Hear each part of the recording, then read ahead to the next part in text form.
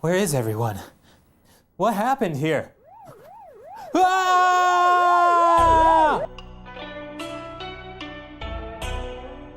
Hi, welcome to China Uncensored. I'm your host, Chris Chappell. Behold, the streets of China, empty.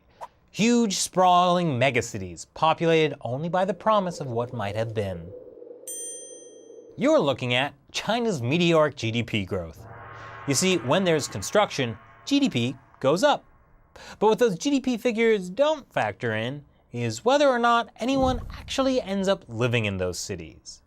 You know the saying, if you build it, they will come? Well, in China, they didn't come. These are China's ghost cities. This is Luliang. Its $160 million airport gets no more than 5 flights a day. Most of the apartments meant for the 300,000 planned residents sit empty, built on land that used to be irrigation ditches for the farmers. The farmers are still around, but the water isn't. Then there's the city of Ordos in Inner Mongolia. 1 million people were supposed to live here, but only 1 in every 50 buildings is filled. But surely there can't be that many of these ghost cities in China, right? Well, Baidu, basically the Chinese version of Google, set out to find the answer. They analyzed location data from their 700 million users and found more than 50 ghost cities across China. 50. So why is this such a common phenomenon? Part of it has to do with the government's massive push for urbanization.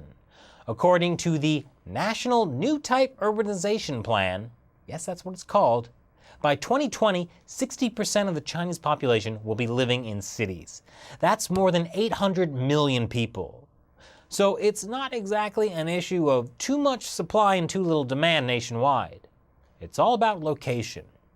Real estate prices are already so high in the top-tier cities that the average worker will never be able to own a home in their lifetime.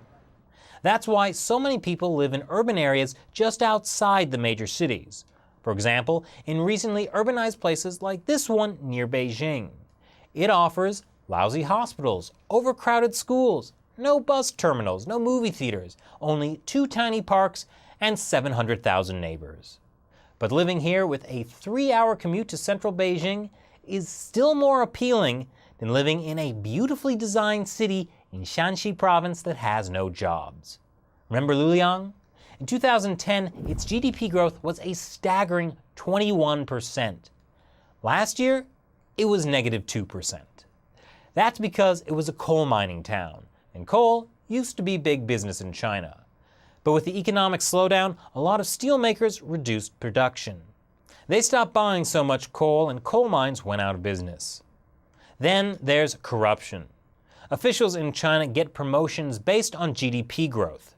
So Luliang officials had been boosting GDP by building way more infrastructure than was actually needed. Business also used to be booming in Luliang's Liquor City area, where they made baijiu, a strong Chinese liquor that was very popular with officials. But then baijiu became a target in Xi Jinping's anti-corruption campaign, and now business is on the rocks. And you know what else became a target in the anti-corruption campaign? The mayor. And a bunch of other government officials who also got sacked. Anyway, the city government soon ran out of money. And that's just one city.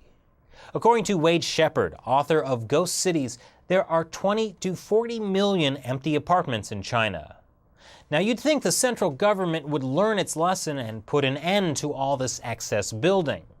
But it's not so simple, because local officials have their own plans and incentives. According to Xinhua, the governments of various cities across the country have development plans that, when put together, would provide housing for 3.4 billion people. That's more than double China's actual population. So unless China plans to switch to a mandatory 7-child policy soon, they're in big trouble. So what do you think? If you were a ghost, which Chinese ghost city would you live in? Leave your comments below and subscribe and like China Uncensored on Facebook. Once again, I'm Chris Chappell. See you next time. Xi Jinping, Zhou Yangkang, Mao, Barack Obama. I love Chris. OFC? Wow, some crazy things happened in 2015. Let's just say I don't think Xi Jinping will let old acquaintance be forgot.